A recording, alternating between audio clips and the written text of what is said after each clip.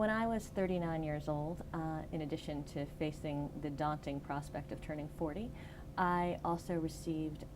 a questionable mammogram and proceeded to go through a number of biopsies and tests to determine whether I had developed cancer.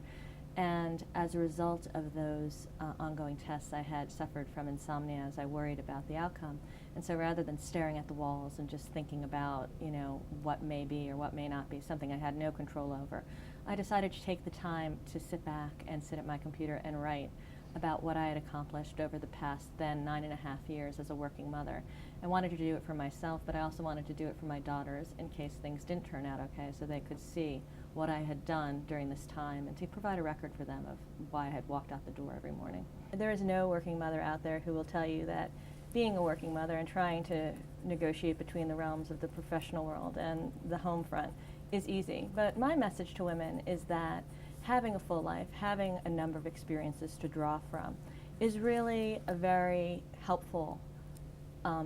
thing to do in terms of, I feel that the lessons I learn at home from my daughters give me a perspective, give me qualities that are helpful that I bring to the office. And I feel that my experiences as a lawyer, also in terms of negotiating, logical reasoning, those are things that I bring home and that I can use as a parent. So even though it's not easy, I think that every experience is useful and hopefully informs how you conduct yourself in each of these two realms, to the benefit of both. I actually had a reading the other night at Barnes & Noble, and my girls went, and at the end of the reading, somebody said,